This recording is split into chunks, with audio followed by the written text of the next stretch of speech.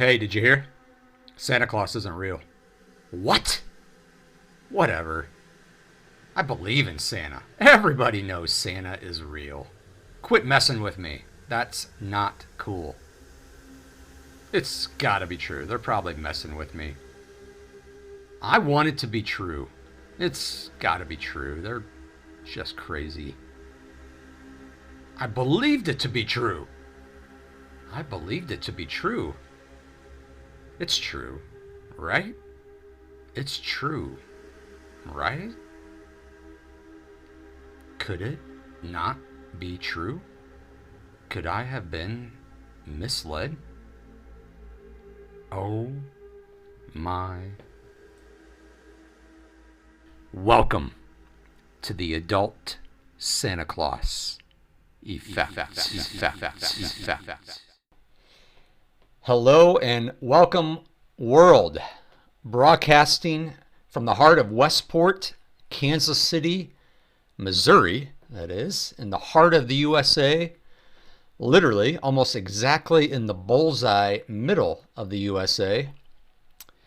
And yes, where our local football team is about to make history, and in fact, whether they win on Sunday in the Super Bowl or not, they've already made history as the first two-time defending champion to return to the Super Bowl. They've also made history by winning a record 17 straight games in one score. And hey, Kansas City sports has had a reputation for resiliency for a decade now. Royals, our baseball team, 2014-2015 was the most resilient team in Major League postseason history. They set records all over the place too. And shout out to one of the most iconic and historic paintings of all time, the Kansas City Spirit by Norman Rockwell and John Atherton, after the damaging and devastating 1951 flood that they instilled a lot of strength and courage to rebuild our city. And so it is today that I'm making history by recording my first podcast episode ever. So whoa and wow. Shit is crazy, man. Life's crazy, right? How often do we hear that? How often these days, over the past several years, do we hear that from other people we talk about? And how often do we say it ourselves, that people ask, hey, how you doing? Haven't seen you in a while. What's new? And we say, hey, life's good. Good, just busy right now. Just life's really busy. And we know health-wise, a lot of people are suffering from stress, fear, emotions, complexity, or a life that just seems so busy and overwhelmed to overcome each day. So I'm really excited about this. It's been a long time coming. It's really important that we take some time here at the beginning to set the stage for this podcast mini-series. It is going to be a mini-series. I have no desire at this point to become a full-time podcaster. So let's dive into setting that stage for this moment in history. Many of us are just feeling something profound is going on right now. Just something feels different. Something is going on in the world right now. We may not know exactly what, but it feels like a changing of the guard on so many levels. The flows of information, the disclosure of that information, how there's never been more distrust of government entities, mainstream media, allopathic medicine, pharmaceutical corporations.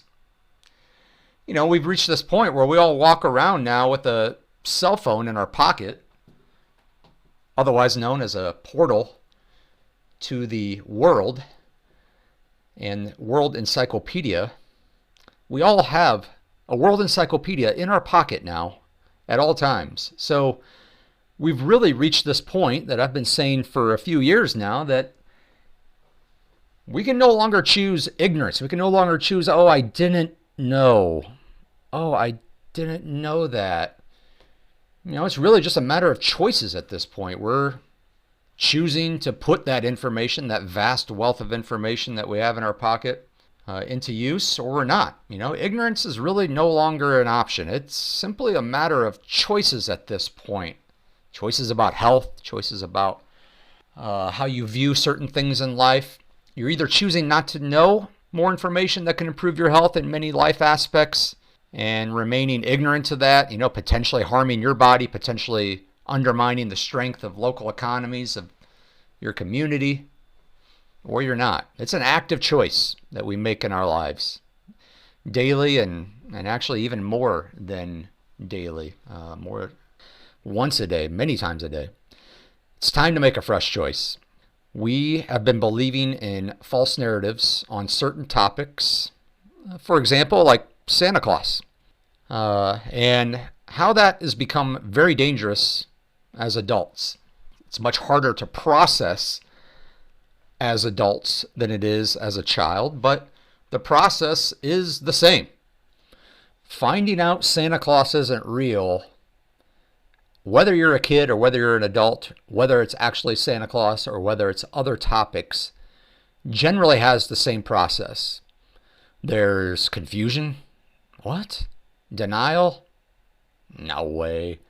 Embarrassment, anger, maybe even aggression.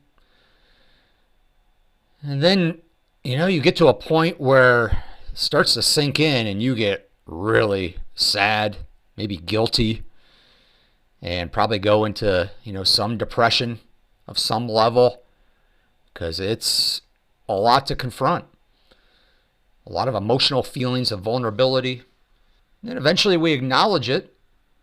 We realize that we go through enough time. Time has to run its course in a lot of cases in life. But eventually we acknowledge, hey, that's reality, and we accept it. And we move on. So that is my intention here with the adult Santa Claus effect. It's really to confront why we believe what we believe when it's getting challenged. That's what the Santa Claus effect is. Confronting why we believe what we believe when it's getting challenged. So as an adult, it's really, really hard. But the process is the same, as I mentioned. And once we get to that acceptance phase, we say, all right, well, I guess Santa isn't real. Life goes on. We also realize, hey, I guess the people I loved and trusted can mislead me. People I've known for a while or the sources of information I've known for a while, they can mislead me. So, once we get on that other side, we're happy, right? We're glad we're on the other side. We don't want to be fooled anymore. We don't want to live in that fantasy world. I mean, sure, again, it takes a while, but for the most part, nobody ever wants to go back to believing in something that isn't real, walking around telling people that and, kind of putting ourselves out there at risk. So it's not an overnight process. Like I said, it can take a while. Some people can go quickly. Usually it takes, I would say, weeks or months. This is a mind shift. It's something you didn't realize before, and you get vulnerable feelings, a lot of vulnerability during that process. I mean, how many times as an adult do you or people say, you know what, I was wrong? Forget a major thing like a major mindset shift like Santa Claus. Just simply, how many people just say, yeah, gosh, you know what, I was wrong there. I admit I was misled. I'm sorry, I was wrong. Sometimes you have to eat your words. Sometimes you have to chew your ego up, swallow your pride, and accept that you were wrong. It's not giving up. It's called growing up. So, while I'm the only one that I'm aware of calling it the adult Santa Claus effect, there's many people out there who know about and have gone through this process and are doing so on a daily basis. I'm going to give a shout out to a couple people that I think are great. I think it's important that I do reference a couple folks, and it took me a lot to understand who I would reference, but there's a couple folks who I feel just bring a lot of compassion, a lot of humbleness, very open-minded, very eager to learn, constantly eager to learn, but they're also very reasonable, very kind, and Laura Aboli is phenomenal out there. That's Aboli, and I'll link to that here in the show notes. Also, Alec Zeck, who actually is a friend of mine, and The Way Forward, they do a tremendous job of going through adult Santa Claus moments in very kind, compassionate ways that kind of lead, hold your hand, which a lot of us do when it can get uncomfortable, sometimes even scary. Those people go deep, so we don't need to today. We don't need to during this mini series here. That's not the goal of what I'm trying to do, is become a show out there that just goes deep into these areas. But I'm going to try to stay as high level as possible. There are plenty of other shows out there that go deep. I'm not going to become your new social media gateway of information.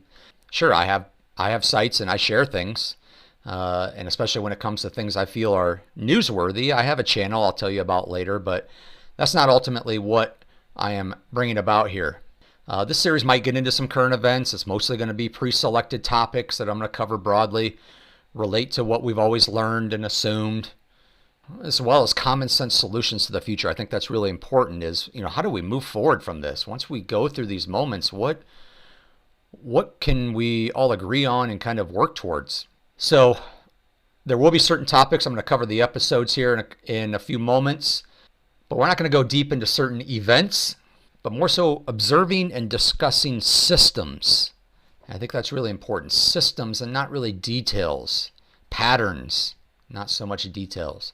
So hey, don't listen to me. Do your own research. There's other people out there, especially you are the most important person out there. Don't take everything literally or seriously. A lot of people will dismiss, everything that as soon as they find out one thing doesn't align with them or doesn't feel right, or rubs them the wrong way. It's very comparable to anyone who signs leases or contracts, which is pretty much all of us. It's called a severability section, which is just one section in many sections in those contracts that says, hey, if one section gets broken, struck down, that does not strike down the entirety of the contract. The rest of the contract remains the same. So same thing here. When you look at life, when you hear things, take it as one big whole. And that really is the general state of affairs today. We share so much in common, and there's very few things that we disagree on. So don't let one of those things that we disagree on turn you off from the rest of the message that someone may be saying, or their channel, or a video, or their speech. We're also going to try to not get too dark here. That's not the intent at all. That's not who I am. I'm someone who, anybody who knows me, loves to enjoy life, loves to be lighthearted, loves to laugh, loves to joke around, loves to be sarcastic. I'm a disciple of the Seinfeld show and comedians and having fun. Life needs to be fun, and even throughout all of these moments, we need to have fun. I used to do rambles. I used to just send out emails on all these different topics and just ramble on and on and on about different things. And a lot of people enjoyed them. Some people I don't think did, but a lot of people did. So I may ramble here, but for the most part, I'm going to try to be pretty concise, stay high level.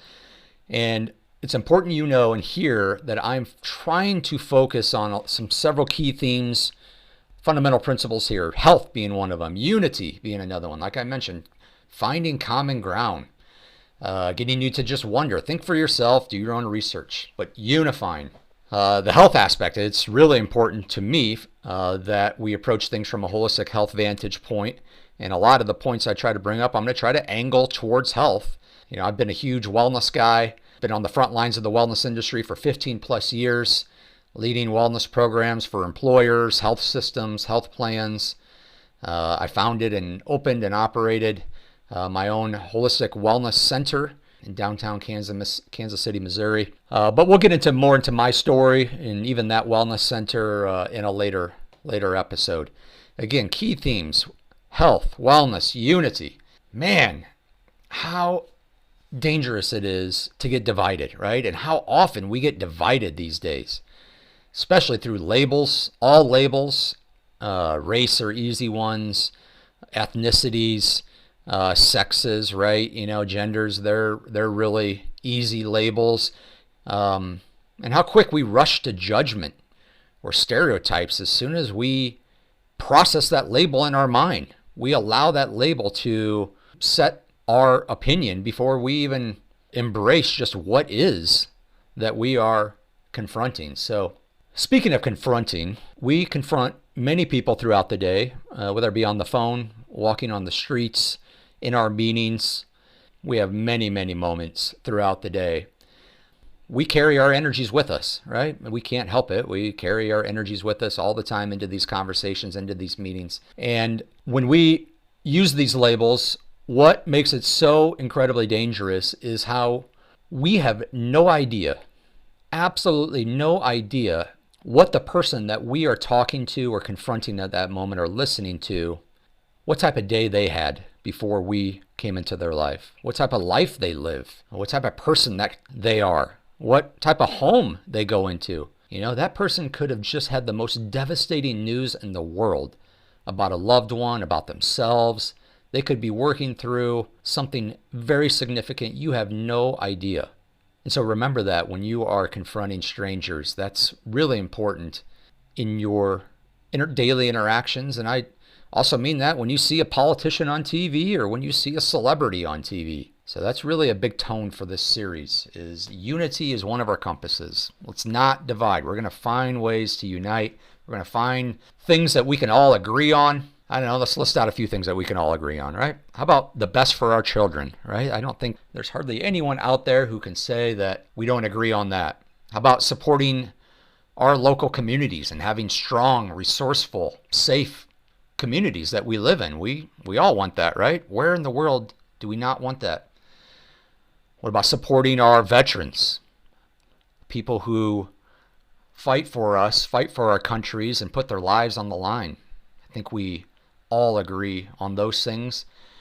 How about having local, state, federal governing bodies that can seem to function maturely and sanely, represent our best interest with our consent? We'll talk about consent more.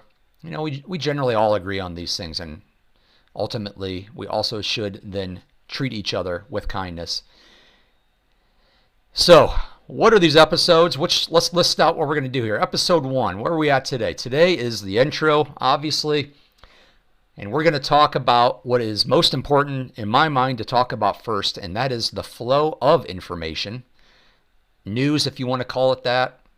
How news is controlled, how it's ran, the origins of conspiracy theory, and how we process news, and the truth. You know, what does that mean, truth? What does that look like? That's going to be episode number 1. Episode 2 is going to be my story. I tried to put it into here, but man, it got too much for episode 1. And I certainly do not want to overwhelm you. I certainly do not want to overwhelm myself either. So episode 2 is going to be more about who is this guy? Where am I coming from? What was my upbringing? What shaped me? Why am I getting called to do this podcast? You know, my businesses, my life. You know, how I've, especially these last 5 years, tried to please everyone. So no more trying to please everyone. This is my podcast. Everybody has their podcast. Maybe no one will listen to this. I have no idea. But this podcast isn't going to be perfect. All right, I'll tell you that much right now. We have an amateur microphone. We got an amateur delivery mechanism, and we got an amateur deliverer doing this podcast. So we'll do my story in number 2. Episode 3, health and wellness. We're going to get into the adult Santa Claus effect on health and wellness. I mentioned that's my biggest background and passion.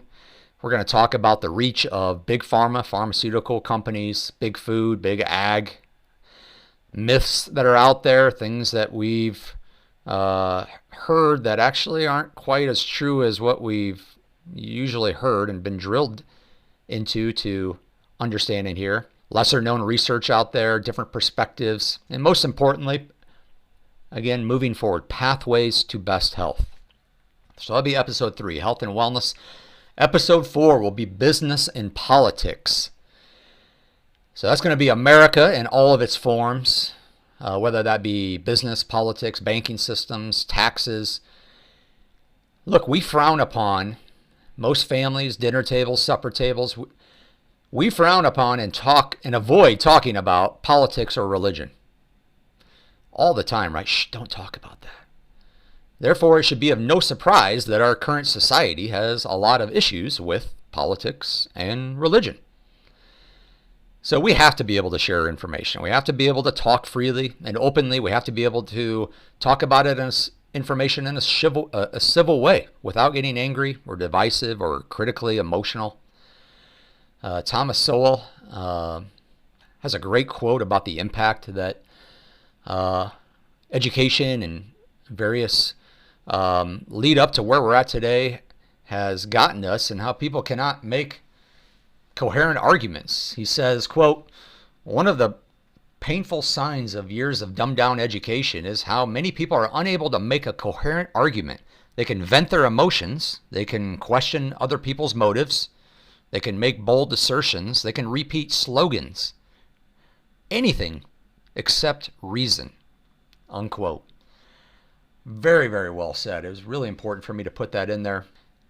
So I'm going to try to be reasonable here. My intention is to go through these topics that I mentioned in reasonable ways that are gentle, encouraging, tell you what I've learned about this. Just want to inform. I just want to plant seeds. I want to unite around these shared principles, get you to wonder, get you to think for yourself. Do your own research and come to your own conclusions. Because just like that movie Inception that many of us saw and that it showed, it's got to come from within. We can't walk into things and walk away completely mind blown. It's rare when that happens. And even then, it's usually pretty shallow. The deep part happens afterwards, when that seed grows bigger and bigger and we realize how big of mind shift we had. So, like I said, even if you don't walk away from these episodes, hopefully at least a seed will get planted, and hopefully that seed will grow. So that'll be episode 4, Business and Politics. Episode 5, which right now is the last one I'm planning on, will be religion and relationships. So religion is one of, if not the biggest form of division, for usually actually misinterpreted reasons. But man, do the forces out there try to use religion so much to divide us, when in actuality, spirituality, universal truths that apply to all of us are shared throughout this earth. In relationships, hey, I'm certainly not the expert on relationships. But we talked earlier about our need for community. And so do we ever consider just Earth as our community? The people on this earth, all the people on this earth as our community? So we're going to talk about that on a global scale, as well as get into some moments with couples and just things that I've seen in my life, things that I've seen in my friends and family members and loved ones' lives and the people I care about. So that'll be episode 5, Religion and Relationships. Episode 6, if there is one, maybe we'll cover some topics I didn't feel that we were able to get into enough. Maybe there'll be topics that you'll want me to cover more. If so, we'll do another episode. But right now, I'm just planning on 5, just a handful of ones, just a mini series.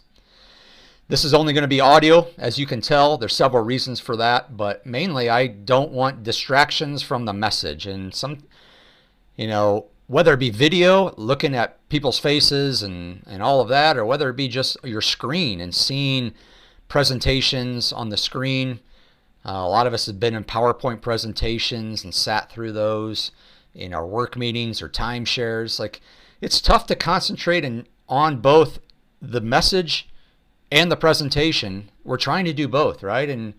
And our mind is very powerful, but it's tough to process multiple things at once. So I don't want the message to get distracted by anything. So there are going to be a lot of visuals, a lot of articles, a lot of things that you are going to see and be able to look at that will be included in the show notes. So don't worry, everything will be referenced in the show notes.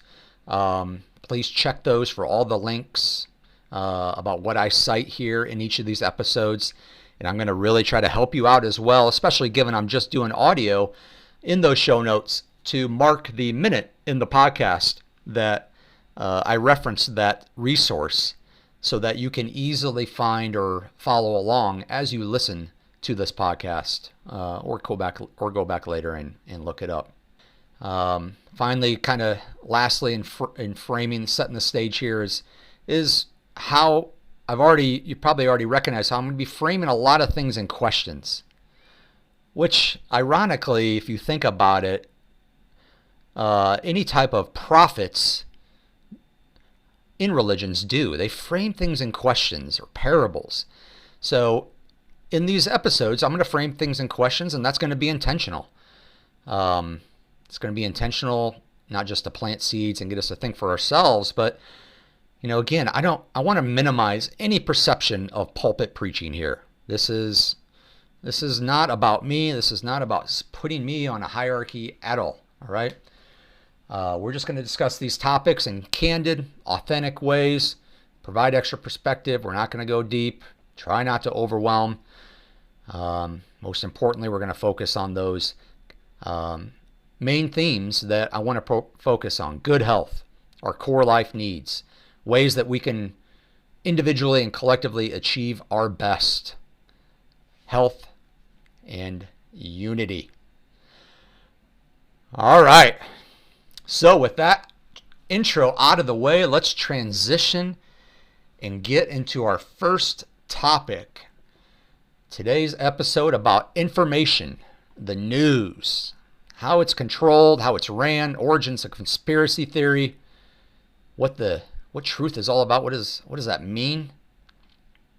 So let's start by talking about how when it comes to the flow of information, essentially, the worldwide narrative that shapes the collective minds and opinions and beliefs, how there can be, could be strategic and intelligent coordination behind that flow that is misleading us and therefore setting us up to go through what we're calling these adult Santa Claus moments. So Carl Sagan, one of the great astrophysicists, cosmologists, and authors of our time, once said, quote, "One of the saddest lessons of history is this. If we have been bamboozled long enough, we tend to reject any evidence of the bamboozle. We're no longer interested in finding out the truth. The bamboozle has captured us. It's simply too painful to acknowledge, even to ourselves, that we've been taken. And once you've given a charlatan power over you, you almost never get it back." Unquote. It's a great description here of what it's like to go through an adult Santa Claus effect moment. Another relation I want to help set the stage here on information and how it could be misleading us is movies. We love movies, right?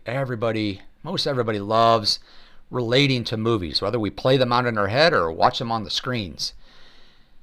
Think of all the movies, or think of these movies, but think of all the movies that have certain things in common.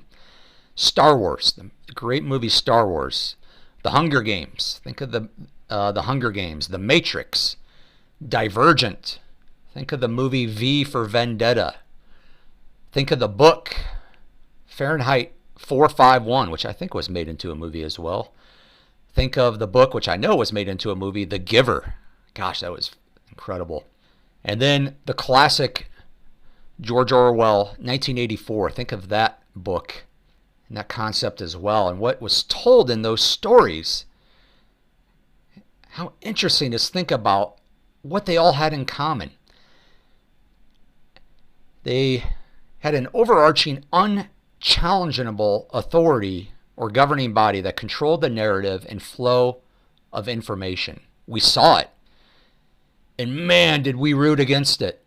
Man, did we want Luke Skywalker to win and Neo to beat the Matrix. And we wanted everybody to know books in The Giver. And we wanted that to come out. We rooted for the resistance in all of those movies. So could any of that ever happen here in real life? Could there ever be bad people disguised as good people trying to do bad things? And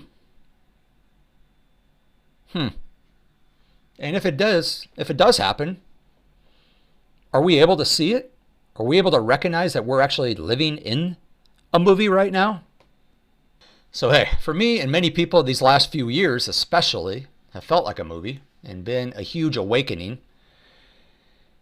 And mostly around the news and the flow of information. But, I will say, at least for me, I remember being in high school and believing in aliens and being really fascinated by the concept of aliens and thinking that the government has kept a lot of information about aliens from us for a while.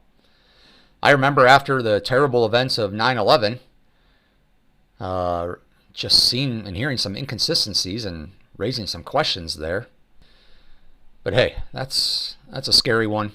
I'm not going to go there today or on the podcast mini-series. You can do your own research there. I remember during the 08-09 financial housing crisis, seeing information, doing research on the Federal Reserve and the concept of central banking systems, and really thinking to myself, wow, that doesn't really sound good, healthy. Doesn't really sound like that will work long term. But hey, I'll talk about this more in my story. I actually went to Obama's inauguration. I was a big fan of Obama. I actually got on CNN for it. I was in the right place at the right time, which thankfully, from God, I am in the right place at the right time a lot. But anyway, I was a big fan of Obama, and during his presidency, I just, started to not become a fan of him, mostly because I just didn't see him doing everything or creating that change I thought was going to come. And I started to just realize that's about the time I started realizing, you know what? It really doesn't matter who we have as president. It really doesn't. Generally, the same things happen. And then about around that time is also when I got deep into health and wellness, started being surrounded by nothing but natural-based wellness experts, some of the most beautiful people in the world, the most righteous souls in the world who really had the best intentions, and started realizing and seeing how much big pharma and big food, big ag industries just don't seem to have people's long-term health at the forefront of their minds, or at least at the forefront of their business operations. So my skepticism is nothing new. Really, the only thing new is these last 4 years becoming more awake to how controlled and biased the mainstream news is. And when you are awake, you realize the significance of sovereignty, being sovereign over your own thoughts, your own actions, how important it is to be sovereign. Think about before the TV or the radio even existed, and how much each person, their influences in their life at that time. It was just really those people that they interacted with. Sure, there was a lot of voices of authority back then. There were still governments. There was, Catholic churches or, bodies of religion, institutions of religion. But ultimately, we lived our lives and we were in control of our own thoughts and our own experiences. Now, given there's a lot more information out there, we actually have news agencies telling us not to do our own research. There's headlines and they put out headlines and stories telling us don't go down that rabbit hole. Don't look into this. I'll give you a link that actually shows several of those. And there's a lot of inciting of us not to believe certain things because it goes against their narrative and therefore must be a conspiracy theory. So hey, let's take a quick moment and talk about that. Let's talk about conspiracy theory. The best way that I have found to talk to people about conspiracy theory, to make it not scary and to really reposition the concept or misconception of that phrase, conspiracy theory, is to just think about it this way. Conspiracy theories or conspiracy theorists, all they want to do is investigate farther. They have found things, they have discovered things that have not been given full answers. There haven't been full transparency on those topics. There's a lot of questions. There's a lot of things that don't make sense.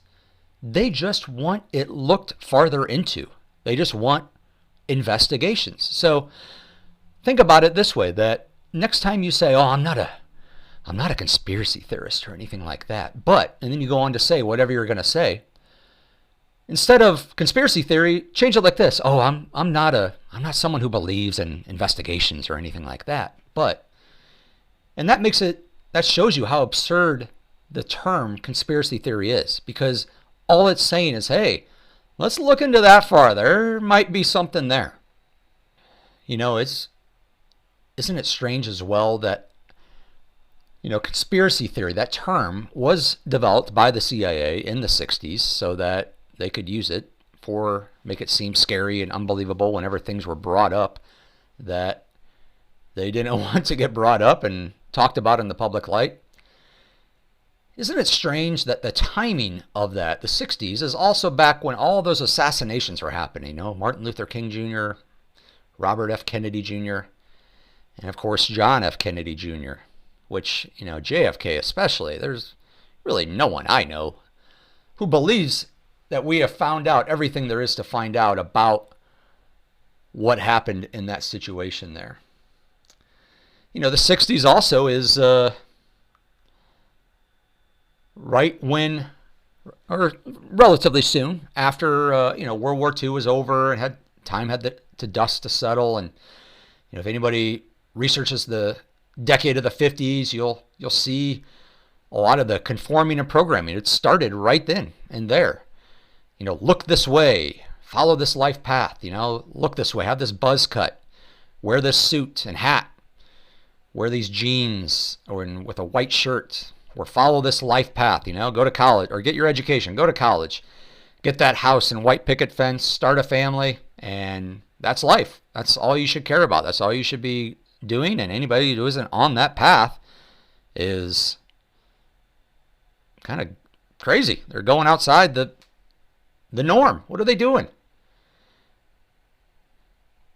So back around that time, the 50s, is when a big influence on my life, the Beat generation, the Beat writers came up, and they were really challenging that programming to conform to this one set of rules, or this one set of picture of life.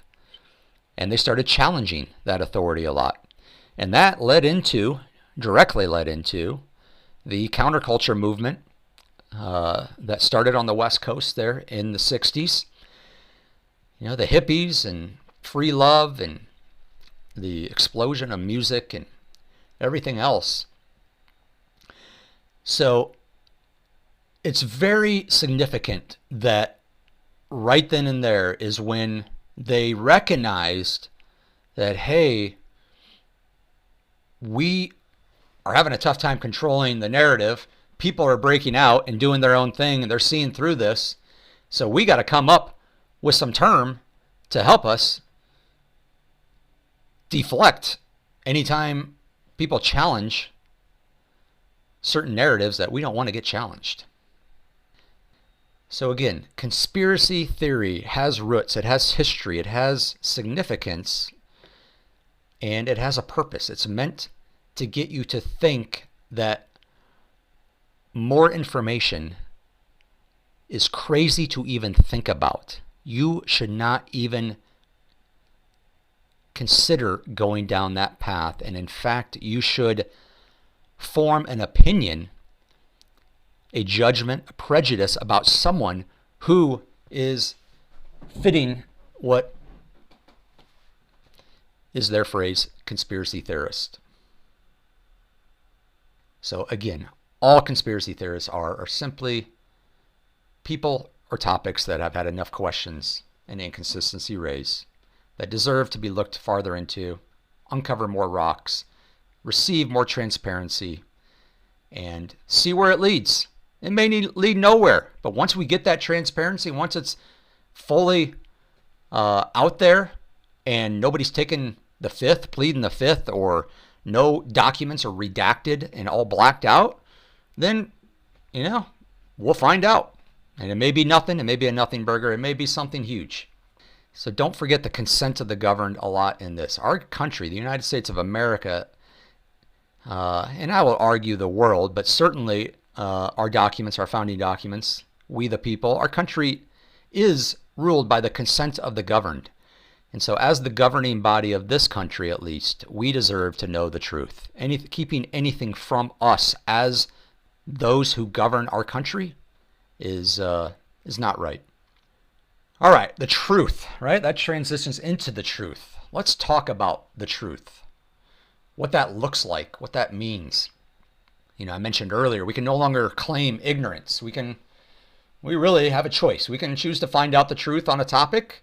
We can look at all the information that's out there, find out that truth, or we can choose not to. But the truth always wins out. It may take time. It may take a lot of time. It may take a lot of research. It may take a lot of events for it to happen. But the truth always will prevail. Always, always, always. We know that. Truth is a stubborn, intangible constant that we cannot get rid of. It has nothing to hide at all. It does not mind getting challenged. It does not mind getting questioned. It never gets angry. When you're pressing him for answers, it doesn't get angry. It's the truth. Why does it have to get angry? It doesn't beat around the bush. It doesn't try to use word salad or, fancy, well-prepared, scripted words that don't give you the full breadth of information. It's the truth. It doesn't beat around the bush. It's not scared at all. It doesn't care. You want to investigate me? Sure, I'm the truth. Investigate me. Do whatever you want. I have nothing to hide. I am the truth. Not Heath is the truth, of course. I'm talking about the truth as a concept. It does not get scared. It remains calm. It remains compassionate. It's informative. It's non-judgmental. It's steady. It's a steady constant. No matter how many times you try to hit it like a punching bag, it remains unbreakable. It will never break. So, because of that, we know when someone is not being fully truthful about something because they will usually get angry. They will beat around the bush. They will use just certain phrases or repeat slogans. They'll get cocky. They'll refuse to elaborate. They maybe won't even know how to elaborate. They won't even know how to really stick up for what they just said or what they believe. They'll definitely refuse to be transparent, like I mentioned, all those redacted documents or pleading the fifth. Or maybe they'll censor. There's been a lot of censorship happening over these last several years especially. So because of that, the truth can be very offensive and divisive to those who reject it. But remember, those who are rejecting it and getting offended or feeling divided, we're not attacking you. We're attacking the truth. And therefore, those people are not attacking you if you're the one trying to spread the truth. They're not attacking you. They're attacking the truth. They're not seeing, considering more information that's shown than what is in the mainstream news. They're not asking themselves why they believe what they believe.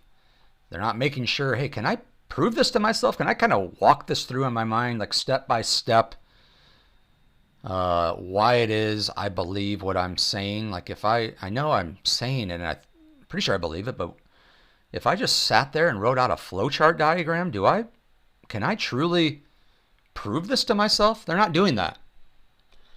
And most important, they're not doing that in a way that aligns with their intuition. Which I also relate to subconscious, intuition, subconscious, that core part of our soul that is eternal. So yeah, there's going to be people listening to this who are going to deny things that I say, certain things that I show, evidence, articles, statements, perspectives, whatever. And that's okay, because that's natural in life. That's what you do when you deeply believe in something. When you believe Santa Claus is real, that's what you do. But eventually it's just going to become too much to where something inside of you, that seed or something, your intuition, that eternal part inside you, something realizes you no longer have the capacity to stick up or the energy to stick up for what you believe, what you've been told, this other side, this narrative. Because even now, even you are questioning it. As soon as that moment, that's a really important moment. As soon as that moment happens, folks, it's pretty much dominoes at this point. You're going to go into the next phase of the adult Santa Claus effect, which, again, confusion, denial, anger, they're all kind of interchangeable in the early phases. So after that, then you're going to go down. You're going to move beyond that point, which is really a very exciting and liberating moment. But in these moments, and to start these moments, it's really important that you have to ask yourself, do I want to know the truth? Do you truly want to know the truth? Because if you don't, and until then, nothing can happen, as you'll deflect anything that contradicts your firmly held long beliefs. We can want something to be true so bad, but that does not make it true. I'm going to give a couple examples. I talked about the sports team at the beginning there. We can want our sports team at the beginning of the year so bad. We hear all the preseason news and practices and everything, and we're hearing how great we're looking. We can want our team to be so good. We want to believe that this is going to be our year. But does that mean we're going to have success that year? Absolutely not. We know all teams, except for a couple, don't have incredible, phenomenal years. We can want something to be true. We can want the global population. That's another great one. We can feel so deeply that, hey, the global population has to be increasing out of control. It just has to. That's what we've been told. Everybody's having babies everywhere. Nobody's dying, right? Which, of course, is a sarcastic joke. But we can believe that the global population is growing out of control rapidly.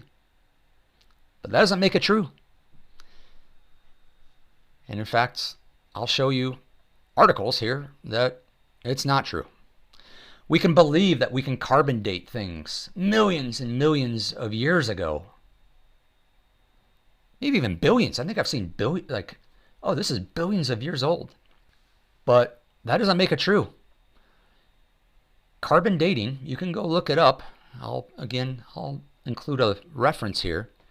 Can only go back 50 to 60,000 years. That's as far back as carbon dating can go. Whoa! That might have just been a adult Santa Claus effect moment for you.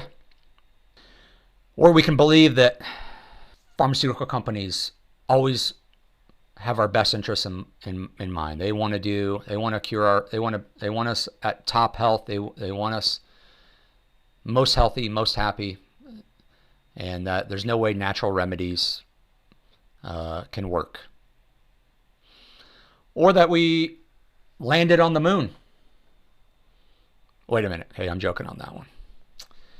I still sincerely believe we landed on the moon. I still believe in that Santa Claus there. So I hope I don't have to go through that adult Santa Claus effect, but wanted to throw that in there. Again, if you don't want to know the truth, then you're automatically going to believe that anything that gets brought counter to that is fake. But if you at least keep an open door that it could be real, there could be at least more to the story that is crucial to your health, especially when it's crucial to your health, then that's important. And then next would simply just be whether you're choosing to do your own research or listen to someone farther. And let's recognize that when we do hear from folks who are trying to bring us new information, and this is really important, more information. They're trying to bring us more information, not misinformation. information. And who knows yet if it's misinformation? They're just trying to bring us more information.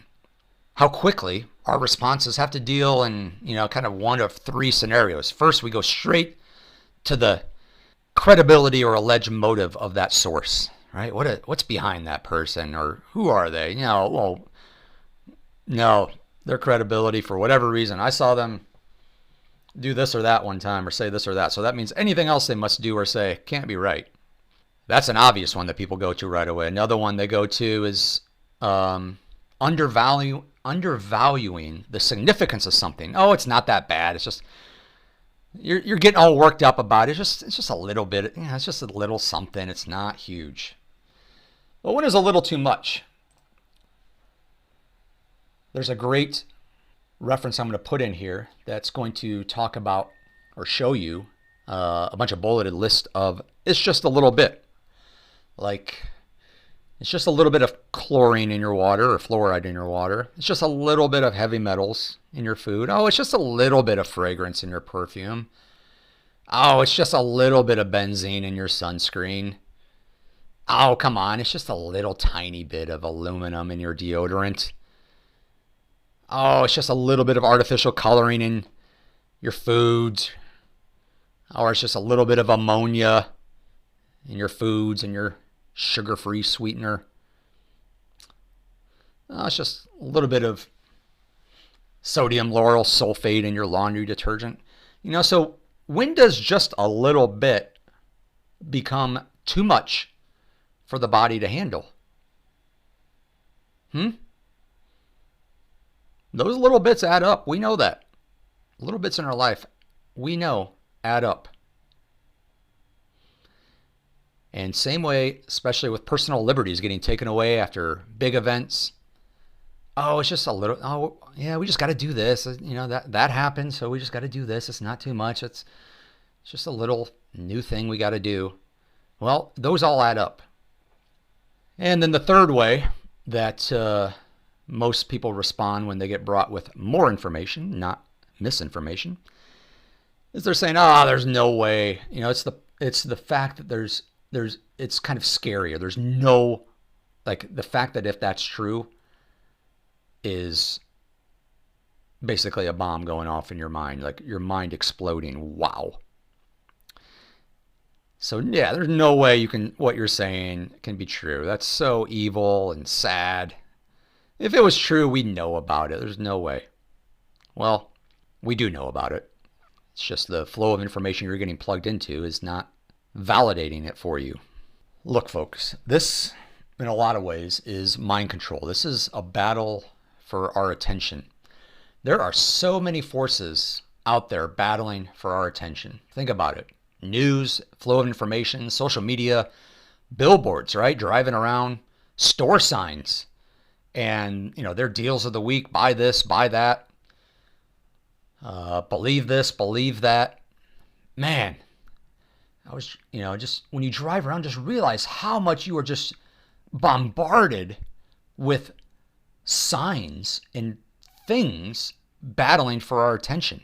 I tell folks I have great friends in Vermont. Love the state of Vermont. I was going there for a little while, and I was amazed driving through Vermont that I was so much at peace driving through Vermont. I'm like, why does it feel so at peace? And by the way, why does it feel like I'm never driving through a city? Am I on the right road here? And then someone told me, oh yeah, Vermont, they don't allow billboards. And I'm like, whoa, that's why. They don't, I think a lot of it is they don't want to take away from the beautiful scenery of their state, but directly or indirectly, they don't want to distract you. They want you focused on that beauty. Probably focused on the road too, which is a pretty good focus when you're driving. So there's a lot of forces at war for the control of our minds. This concept of misinformation is not to get us to believe lies or to believe certain narratives, but really it's to get us to not believe anything. Because when you do not believe anything, you're more easily manipulated. You're less motivated to critically think because you don't know what is true. But the problem is us humans, we need that certainty of what's true. We need security, safety. Just like animals need security and safety. We need a community, and therefore a lot of us are in a heightened sense of stress right now because we're not getting that. It is a war for our minds, and that's why it's important that I started here with information, the flow of information, and how you process information. Because look at it another way. It's not just what you physically do with your time. It's what's going on in your mind. A lot of people, you might ask somebody, hey, let's go do this. It's a nice day. Let's go to the park. Or, hey, you want to go check out this thing with me? And people say, oh, no, I don't want to go do that. Or, no, I got better things to do with my time. Right? How often does that said? All the time, right? It's very common. We think about it so easily when it comes to how we physically put ourselves into space, into spaces, and the time that takes. But what we never really realize is how those same 24 hours where our body is each day, we have the exact same 24 hours up inside our heads, in our minds. So it's the same choice. When your mind starts to go astray, or when it starts to form a judgment or a prejudice against somebody, or starts to question someone's credibility or think they're crazy, then you are choosing to take a moment out of that your precious 24 hours that you have each day, that everyone in this world has. That's all we have. Then you're taking your time out of that day to go down that path. What goes on in our mind is just important, and I would say even more important, way more important than where we are physically at from a body perspective and what we involve our bodies with. It's definitely a battle for our minds, folks. The great artist Prince said it back in the 90s. I'll link it here again. I'll link these things, but I'm going to quote what he said. He said at a music show or award show, some award show type. He came out and said, "Hey, this is right after the internet was starting to get known to people, introduced to people," and he went right after it. Quote, "Don't be fooled by the internet. It's cool. It's cool. It's cool to get on the computer, but don't let the computer get on you. It's cool to use the computer, but just don't let the computer use you. You all saw The Matrix. There's a war going on. The battlefield is in the mind, and the prize is the soul. So be careful." Unquote. That's Prince. Prince knew. Prince knew a lot. Plus, he's just one of the greatest musicians ever in my mind. So keep that in mind. When it is a battle for our minds, how dangerous it can be to our psyche, right? And our sense of well-being. It makes us very vulnerable. We are at a point today where the average hours a day that someone consumes media or information from a screen is 11. 11 hours a day someone is spending using smartphone, tablet, computer, watching TV, video games, multimedia devices, movies, radios, everything, right? 11. Well, if we sleep for 8 of those, and what's that give? What's that up to? 19. So there's only 5 hours out of a day that we technically are disconnected from the matrix. And that's just the average, folks. There's a lot of people who are pretty much plugged in from start to finish. And I would respectfully encourage you to look at yourself and ask yourself, how much am I plugged in each day versus how much do I unplug? How much do I just be human? Just be, just exist without getting influenced. A lot of information overload, constant distraction out there. We know people, we've developed into a society, people don't have patience. They only can deal in quick interactions, short sound bites. We live in an instant gratification world. All these notifications, all these sounds going off of our phone all the time. But yet all these technological advances are so new to us, so new to us. There's a graph that shows technological advances across time, starting with, really even stone tools, fire, the wheel, way back in, prehistory. And it goes into writing, water mill, all BC, all before Christ. 900 AD, gunpowder is introduced. 1045 AD, the printing press. 1280 AD, optical lens. Steam engine around 1700. Telegraph around 1800. Plastics. Airplane around 1900. Transistor. Fission power. Space flight. All within 10 to 20 years in the 40s and 50s. The internet technically was developed in the late 60s by the military. Of course, it didn't really get widespread and mainstream until the 90s, which is when mobile technology became widespread as well. So we're looking at about 25, 30, maybe 35 years here with this sophistication of technology. Think about that, folks. 25, 30 years of I don't know, I don't care whether you believe we've been around for millions of years or only thousands of years. 30 years out of either one of those denominators is a very small fraction. Very, very small. So this is so new to us. We may think we have it figured out. Heck, a lot of us have been using it so much for 20, 30 years that we're like, hey, we get it. We know what's going on here. We don't know. We don't know how it affects our DNA. We don't know the full long-term ramifications. And we're just starting to find out the impact it is having on us. And so, given it's so new, when it is, and I'll talk about that here, when it's controlled by just a few and sending subliminal or subconscious messaging, we are vulnerable. I get it. I was vulnerable too. What do I mean? Controlled by a few. Well, there's some videos I'm going to show that were put together by some people who got many of the local news stations. So, right, everybody knows ABC, CBS, NBC.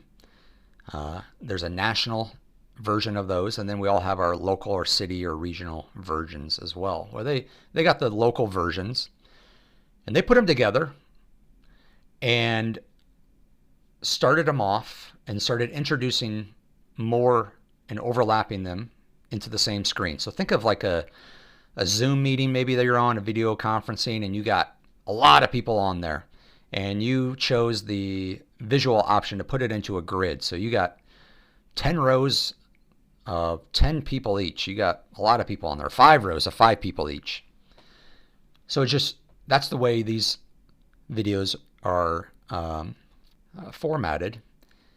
And one after another says the exact same script. So like a TV station in Florida somewhere says the exact, and when I say exact, I mean word for word script as a TV station in Ohio or Wyoming. Word for word. Emphasis on the same words even.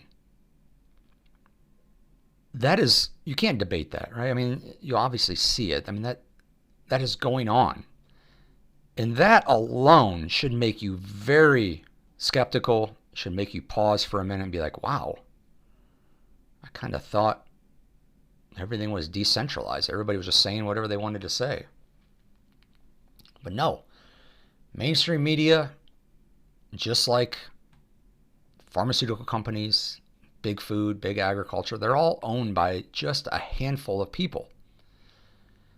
It's very centralized. So that centralization can send those orders to the people below them, and they got to obey those orders because that's their owners. There's a lot of implications by rejecting your orders from your hierarchy, no matter what industry you're in.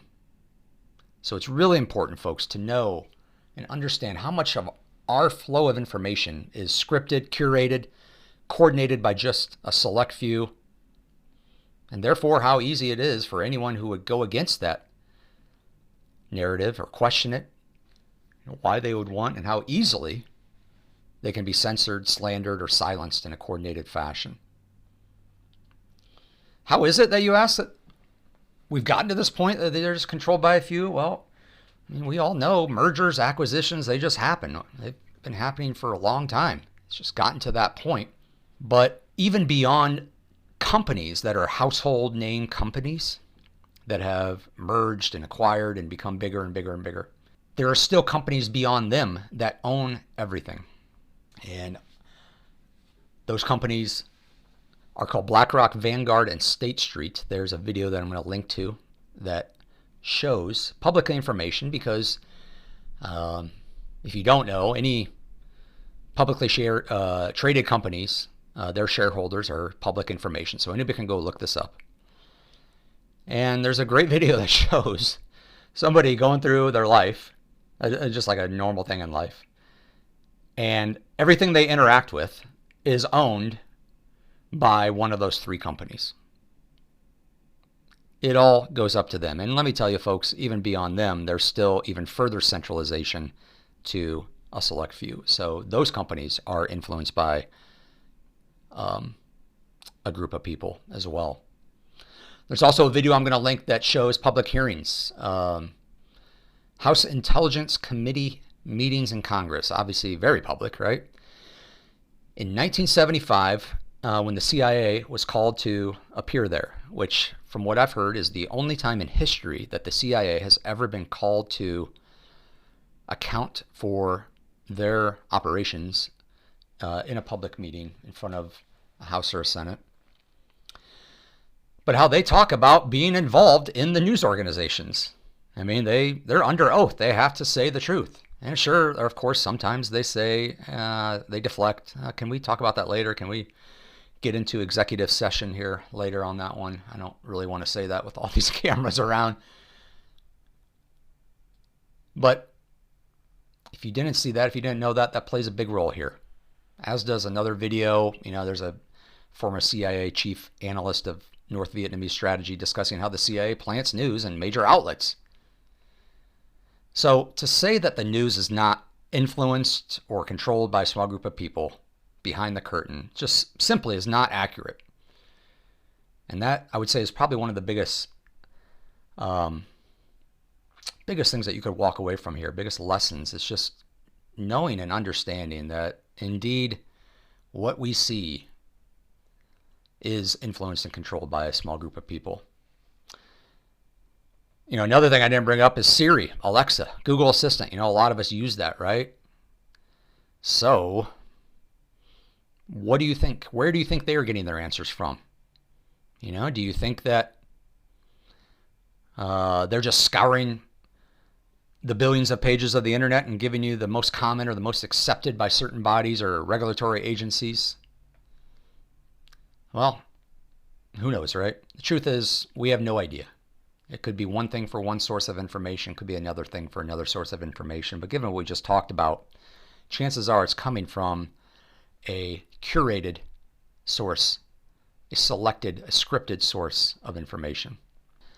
Look, I want to be upfront and say that I know the information I'm getting these days, most of the information I'm getting these days, I am well aware, very aware, that it's slanted towards certain conservative, pro-American, maybe pro-Trump angles. That's just the sources I'm kind of plugged into because they're giving me a lot of things that I'm not hearing from other sources. So I like to be kind of plugged into the opposite side, or all sides really. So I would be stupid to believe 100% of what I'm getting in those sources because I know they're slanted. I would be totally mind controlled if I believed 100% of what they say. There's no way that I can allow that to happen to me or would allow that to happen to me. There's numerous times I see something, I'll pause, I'll brush it off, like, maybe say, oh, that sounds like, like a soundbite, trying to just gain a headline. It's just soundbite. Or, you know what? Wow, that sounds pretty shallow. Like that, what you just said there is just it's not very deep. It's pretty shallow. Probably, maybe could have been taken out of context. I don't know. Maybe it was, maybe it wasn't. But, I'm not going to get too worked up about it. Or, saying, you know what? I'm sure there's more to the story than this. Okay, you said what you said. Yeah, that could be concerning. But I'm sure there's more to the story. That maybe that sounds too extreme. And when I look farther into it, when I do my own research, I realize, you know what, it's not as bad as what they say. That's happened, all those things have happened many, many times for me. So stay steady. Be aware of this. Don't allow yourself to get worked up. Don't believe everything that you hear. Don't get stressed out. It's not worth it from a health standpoint, especially, folks. Think of your health. It is not worth it. If you find yourself getting worked up immediately upon seeing or hearing on one certain topic or seeing or hearing one certain person, then it's no longer about the message. Then it's most definitely only to you about the messenger or that topic or that subject matter. Don't blame the messenger or the subject matter. I've heard it say you can hate the lie, but you can't hate the person exposing the lie.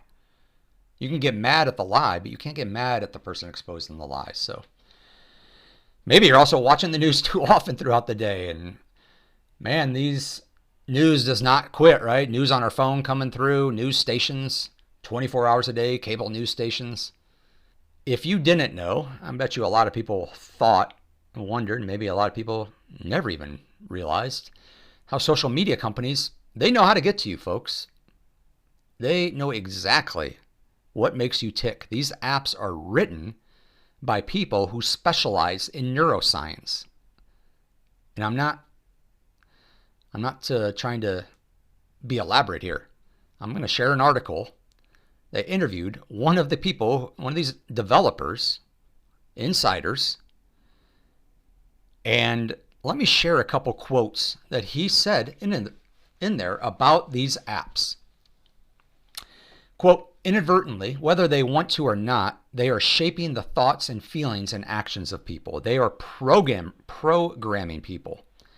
There's always this narrative that technology is neutral and it's up to us to choose how we use it.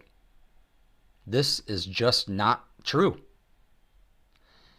He said, there's never before in history been a handful of people at a handful of technology companies shaping how 1 billion people think and feel every day with the choices they make about what they see on their screen, and how these programs are absolutely designed to provoke a neurological response. End quote. So if people at social media companies know what makes people tick, don't you think that people at news networks know what gets people to watch their news network and what gets them to work up their emotions? We'll talk about this in a later episode, but just one of the greatest things I've done in the last 3 years for my health is turn off all audible notifications on your phone. That alone will de-stress you a lot. That alone will put you in control and make you sovereign over when you seek out news and when you check for updates, information, or notifications or text messages from people. The only audible notification I have on my phone is when someone calls. If it's a phone call, if it's urgent enough for someone that they need to call me, sure, I'm going to be made aware of that. But those little notifications, those beeps, they produce a neurological response in you. They know this, folks. They know how to get to you. And therefore, they know how to then mold what news is. And what is news anyway? Probably could be defined as something along the lines of, something I need to be informed on because it affects me, or something I care about, or makes me smarter in some way. But hey, does the news of today truly affect you or what you care about? Do you, at least to the extent that you got to be plugged into it throughout the day? Are you getting smarter with your news? Most all of us can agree that a lot of the news we see is very negative focused. So hey, don't get me wrong. It's very important to stay informed. Very, very important to stay informed. Thomas Jefferson said an informed citizenry is at the heart of a dynamic democracy. There's a lot of folks throughout history who have recognized the importance of the spread of information when it comes to the governance by people. But just look to how often you're getting your news. I would suggest probably striving to get your news maybe once a day, twice a day in a single session. It doesn't last any more than 10 minutes, 30 minutes, absolutely 60 minutes at the most. And then disconnect and be human. Live your life. Go have fun. Enjoy your life. Remember what makes you enjoy life, what you loved as a kid, what makes you smile, what makes you feel happy, what you're grateful for. Go do all of those things. Make sure after you do get updated with the news that observe your body. Make sure afterwards you're not feeling yourself with hostility or stress or even apathy. So limit your time, as well as, watch when you do get plugged in. Don't start or end your day with media. Wake up, be human. Wake up to the day. Go to bed, be human. Be thankful for the day. Recap the day, reflect upon the day. Have peaceful moments at the end of the day.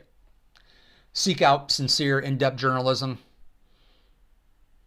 Again, you'll see the links I'm going to be putting throughout this mini series. I tried to go very broad, very diverse, all around the clock, because it's all about more information to me. You don't have to believe it. Just objectively listen to it and have an open mind for another side of the story. Just consider it. Don't be in totality against believing another side of the story. Don't be unwilling to learn something new. We all know wisdom grows with age, right?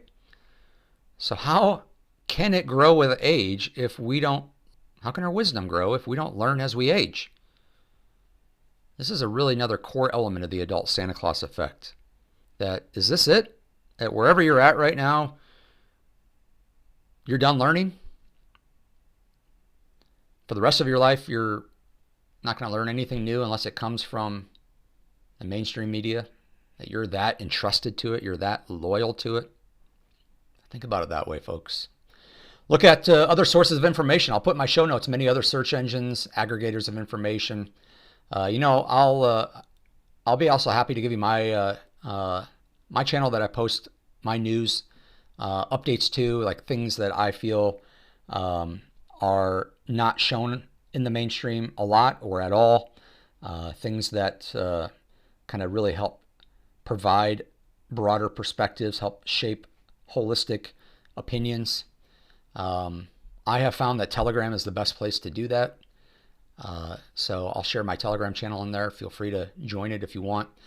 A lot of times I post without commentary because, again, this is not about me influencing how you should receive that message, right? It's like sitting down at a meal and somebody trying to describe what it is you're about to taste, or going into a movie and someone spoils a movie. Oh, here's what you're going to see. I don't want to do that. That's not, you should embrace and receive something as it is without a preconceived frame of reference. All right, we're getting towards the end here. We talked about truth not being emotional. Very important. Has nothing to hide. And like we said, these last few years, we're reaching this point now where things are coming out. Things that have been hidden are coming more into light. We have the technology, we have the journalists, a lot of really good journalists who are willing to risk their lives and their reputation to get the story out. I will name drop James O'Keefe here. No matter what you think of him, used to be involved with Project Veritas, now O'Keefe Media Group. Does a lot of undercover interviews of people and policy and information agencies. So there's a few things he has put out here that I'm going to cover here in a second that you got to wonder. And given where we're at in the world today, how can covert operations survive anymore? I mean, the truth is just going to come out. It cannot be hidden anymore. Of course, all these stories are discoverable online, but you can also easily find them in my Telegram channel. But some of the ones he found, Pfizer admitting gain of function research, that they were doing it. Chief of Health Data Standards at the National Institutes of Health saying, the COVID health initiatives were completely made up. I don't even know if these vaccines stop you from getting COVID. They don't. We're all going to learn about vaccine safety maybe when it's too late. That was a very stark one to wake up to, and we'll get into that more in the health episode. He did a great one on CNN, a representative talking about their focus was to paint Trump in a negative light. A representative from CBS, another one, talked about how they choose not to paint Biden in a negative light. So they paint Trump in a negative light. They choose not to paint Biden in a negative light. A senior software engineer for Meta admitted Facebook automatically demotes anti-Kamala post. So, woo! Those might have been a lot of adult Santa Claus effect moments there in one breath. So I'm sorry for that if that was harsh. Again, I don't know how you took that, where you're at in this process. But that was just one brave journalist and his team and he has a great team of exemplary journalists. They produced all those stories, and a lot of those stories barely saw any mainstream coverage. I mean, can we at least agree they deserve investigation? You don't have to be a conspiracy theory. Can we just look into that farther? I mean, somebody who worked at these places said they were doing something. Can we just investigate that? Can we look into that further? That's all we're talking about. But all too often, that doesn't happen, right? The investigation doesn't happen. Most of the time here in these instances, that person got fired from their job, their online presence and social media site got scrubbed quickly, immediately. And the mainstream media buried it under the rug or just never covered it. Which, why would they cover it? Why would they investigate someone who is funding them? That's another easy thing to tie into the flow of information is somebody's paying for that information to flow. When a study comes out, somebody's paying for that study to come out. So why would a study or a TV station say something that goes against the will of the people who are funding it? Which most notably are the pharmaceutical companies, the fast food companies. Any news agency has to pay the bills somehow. Everybody has to get paid. It's just common sense. They're all for-profit enterprises. They have to make ends meet, have to meet expenses. And a lot of them, for the most part, their primary method of profit is ads. So why would they ever disagree with those ads? Why would they ever go against those ads that they're showing on the TV with a news story that they would say in the next breath? It makes no sense, right? It just wouldn't happen. The ad would get pulled immediately. They would lose that funding. The amount of TV ad budget that stations carry right now for big pharma folks is incredible. There's a lot of people out there that say that some of these cable shows or TV shows wouldn't even exist without their funding. And especially considering, here's another one you may not know, we are one of only two countries in the world that allow pharmaceutical pills, commercials, to be shown on TV. That's right. These commercials, they show people laughing, dancing, like they're entering the best time of their life. And then not only is there an incredible amount of fine print at the bottom of these all throughout the commercial, but they also then blurred over this fine print at some point about all these side effects that are going to occur, or could occur, I should say, not will occur, could occur. And why could they occur? Well, they probably could occur because they did occur during clinical studies, or they have been reported, so think about that. But we position pharmaceutical pills as a commodity, as a thing to buy, right? And they always say, discuss it with your doctor. They always try to deflect, hey, and you should talk to your doctor about these things, there's no question. But the seed's already been planted at that point. And we are getting inundated with pharmaceutical solutions as the only solutions by the amount of presence they have on TV and in our flows of information. Therefore, we know, and we have to draw the conclusion, they have incredible influence. So let's relate this back to real life again. I like this, you folks probably will as well. How do we know there are other sides to the story, or at least even just two sides to the story, right? How do we know that?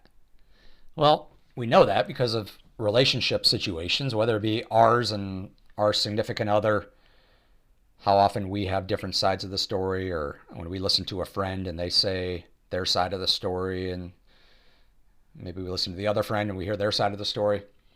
Or maybe a lot of folks out there, you guys have raised kids, and you know what kids are like, what they do. They'll go ask one parent one thing, and if they don't get the answer they want, they'll go ask the other parent, and they're smart, right? Kids are smart. They'll know how to phrase the question differently.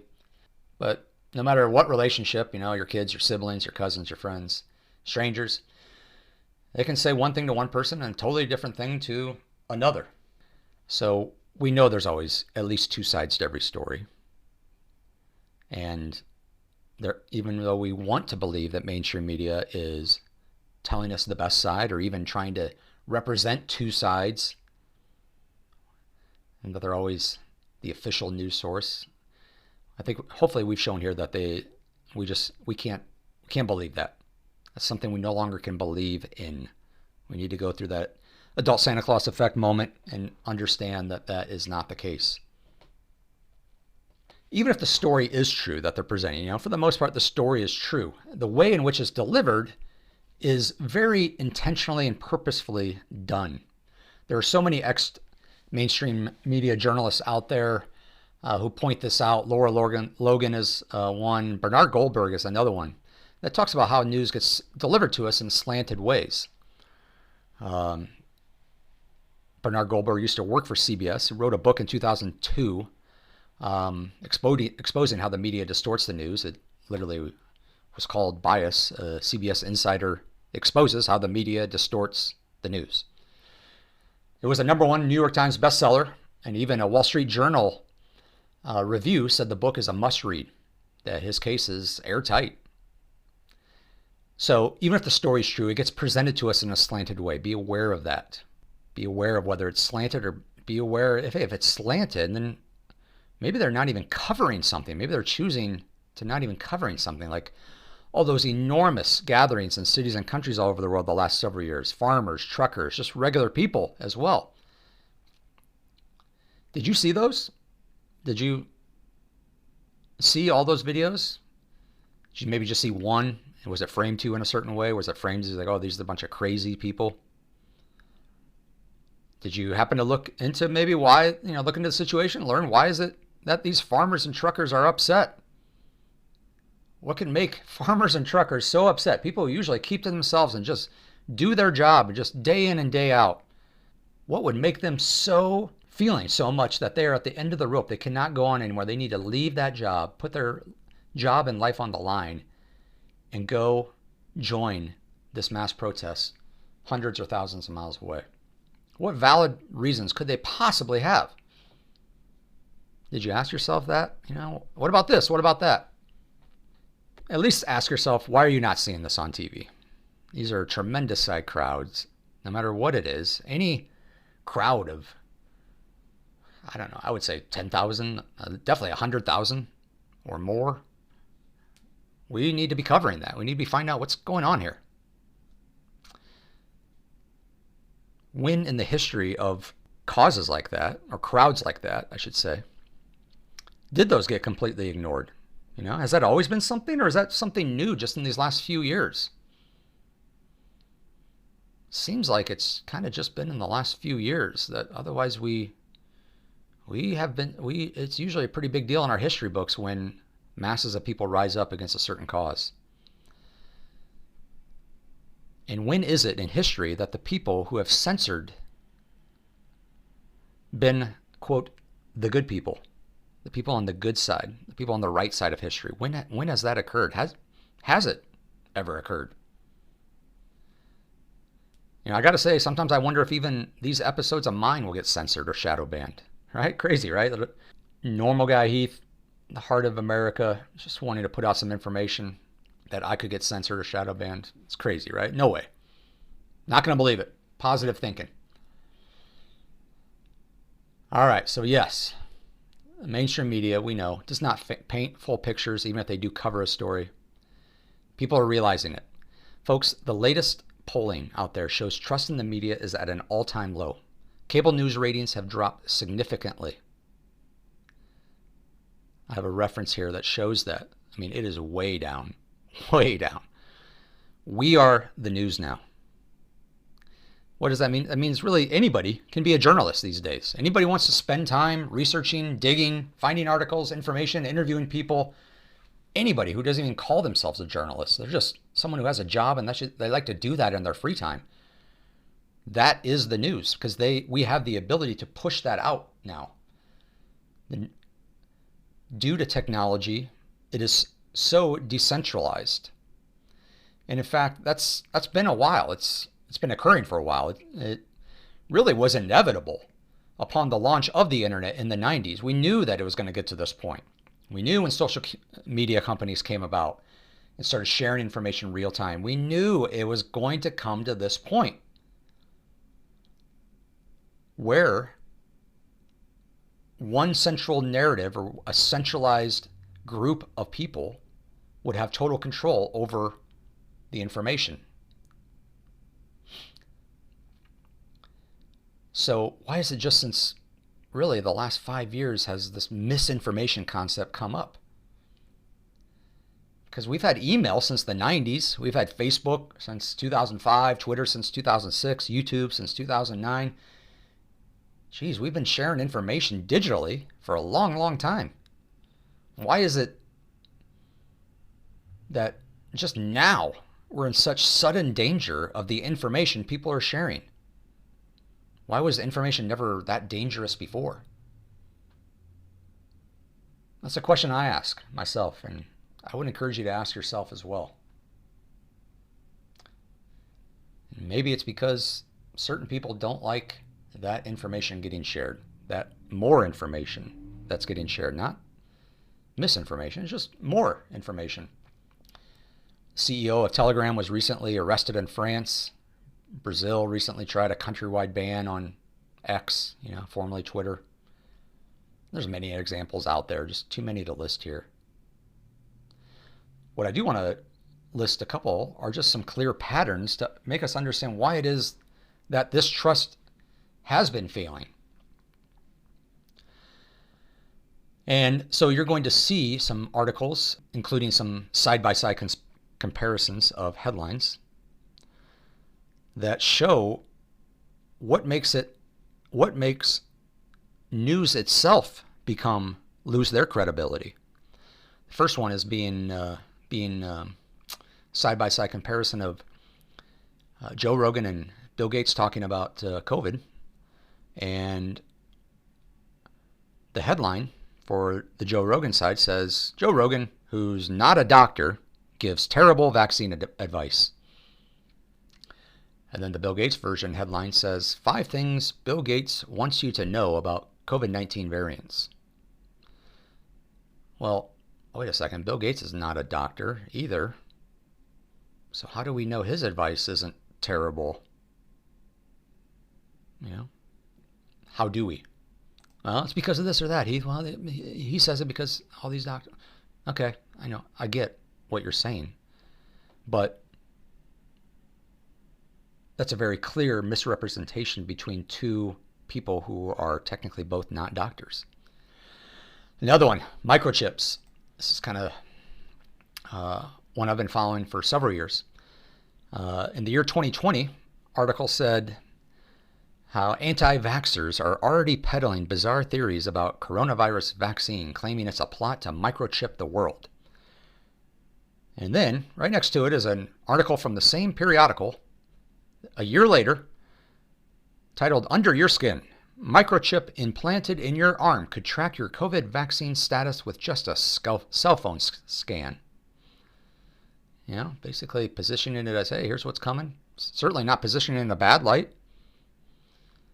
So, wait a minute, was that a conspiracy theory, or did it seem like that came true then? So why did you say it was a conspiracy theory back in the day? Makes you wonder, right? Another one, there's this thing called Ghost of Kiev.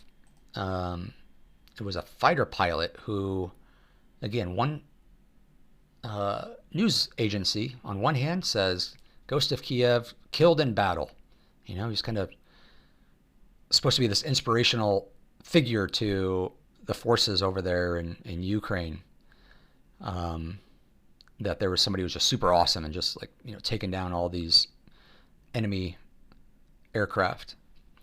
And then right next to it on the other side, from the same periodical, is an article that says heroic Ghost of Kiev fighter actually doesn't exist. Ukraine admits.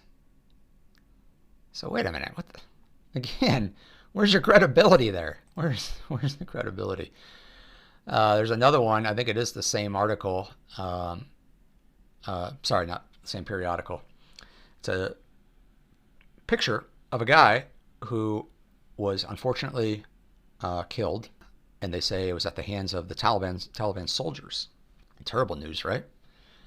Well, then sometime down the road, there's the exact same picture of the same guy who supposedly was killed in Ukraine. So not by the Taliban, but he was killed in Ukraine. Wait a minute. I thought he died earlier in a different country by different people. So that one's strange. Where's the credibility there? Another one, we all remember the unfortunately very disappointing withdrawal from Afghanistan that occurred, and seeing all those videos and pictures on TV of just crazy scenes over there in the airport, right? One of them that was shown all over or on enough stations was of people that appeared to be storming the airport to get on, you know, the flights out of there, the last flight out of there. And it was discovered to be that video was actually a video from a 2019 Dallas Cowboys football game, and people rushing to enter that stadium to go watch the football game. Where's the credibility there? Last one I'll bring up, again, I think you're getting the point here. There's a video that was shown of planes, again, out in the Ukraine, Russia area, that was found to be footage from a video game. It was not real footage of planes. It was footage from a video game. What in the world? I mean, that's just so hypocritical, is that telling like a mainstream news station saying that something is not credible or we shouldn't look this way, we should only trust them, but their credibility is so shot. And we're tired of that hypocrisy, that absurdity, the lack of accountability. The same old movie script, we're tired of it. Hypocrisy is the worst. And hey, you know, all news stations, you know, all politicians are guilty of it, including DJT, including me. You know, nobody's perfect. And I don't want anyone for a minute to think that I'm playing favorites at all during this podcast. I don't have allegiances towards anyone except for God. But the mainstream news makes a consistent habit of this hypocrisy and turning news into thought control because of the way they obviously are manipulating it. But again, people are seeing through it. It's a happy day. Times, they are a-changing. Those ratings have plummeted. Hey, I got to give credit. We got to give credit to Vivek. He's one of the first person to say the quiet part out loud on a big stage. It was at a Republican presidential debate. Just really called out the news, and to me, that kind of just started the snowball in a way where it was coming from someone other than DJT. So, all right, let's transition into a recap on what did we cover here today with this first episode of this amazing adult Santa Claus Effect mission. Remember, we are watching a movie, folks. Certainly scripts when it comes to information that gets put out there. There's a great clip I'll put in here that shows how politicians do this thing called the wrap-up smear, and Nancy Pelosi actually admits it, of smearing someone's credibility. So just know that we're watching a movie. Don't be scared. Going through the adult Santa Claus Effect does have moments of depression, fear, but the grass is so much greener on the other side, and what you'll realize is you have nothing to fear. You are so empowered. When you are sovereign, you are so at peace with how you live your life, and your life just becomes so much more healthier, happier, more fulfilling. Make sure to control what processes in your mind. Remember, time is the greatest thing in the world. So only consciously give up time for those things that matter the most to you. Those things that deserve your time. Those things that make sense, that you can reconcile. Those things that bring you joy. That benefit you in all the ways of life that you deserve to get benefited from. Remember the energy you are putting out into this world and the impact that has. There's a great clip I'll show in a later episode about just a compounding effect of doing good out there in the world, how that then has a spiral effect, like just simply open the door for somebody, or waving at someone when you merge into an exit, how the person who you just did that to will feel good in that moment because they just received kindness from a stranger, and how inclined they are in their next moment of life to provide kindness to another stranger, and then again and again and again, and how that magnifies tenfold. So be aware of that energy you're putting out into this world. Don't bring judgment into any situation. To me, that is the number one thing that has the biggest impact. That if you can remove judgment from your life, your conversations, your relationships are just going to get so much more fulfilling. Remember, we are all active participants in the world that emerges around us. None of us are simply passive witnesses. None of us. And a good example that I'm going to kind of leave us with here is the Bible. And there's the great I am, right? I-A-M, that is referenced a lot about God calling himself, I'm the great I am. And how much people then perceive that to be something static, right? Something I am kind of feels like something that just exists. You can see it, like, oh, that tree over there, that tree exists. Or this object exists, that it's an object, it's separate from me. But I heard that another way to translate I am is I will be. That in essence, it was saying, I am the great will be, or the next moment. That, we are present. We are all present in this moment. We exist. We live, right? What I just said is over already. It's in the past. We're moving on. I mean, we can't go back in the past. So we always exist in this present. It's not really a static point in time. It's an constantly evolving point in time. Life is active. This next moment is what we live in constantly. Therefore, if we think about maybe God being this next moment, and how God exists in all of us, how that then can show us how powerful we are to manifest this next moment in a way that is best for us, best for the world that we want to see around us. We have that power, folks. Life emerges as we will be. We all play a role. We all have an impact. We're all active participants. Every choice, every decision, every word, every glance, every body gesture that we make plays a role. But hey, we'll get into that more on the religion episode later on. Just remember, you have a choice. You can break out of this matrix of information, this flow of information, this concept of truth. You can become much more peaceful and healthy because of it. Going through the adult Santa Claus effect is one of the best things that can ever happen to us, no matter how many times we go through it. So hey, that's it for this episode. Tune into our next episode, which will be on my story, so you can just learn more about who I am, where I'm coming from. I'm going to promise you, I'm going to guarantee you that it is going to be shorter in duration than this podcast episode. So you got that to look forward to. Right now, I think I'm going to call it a Rural Americans Wellness World Journey, because I have been very fortunate to travel the world. But thank you for joining today's episode titled Navigating the News Information Highway. If you like this podcast, please like it from wherever you're listening to it. Subscribe.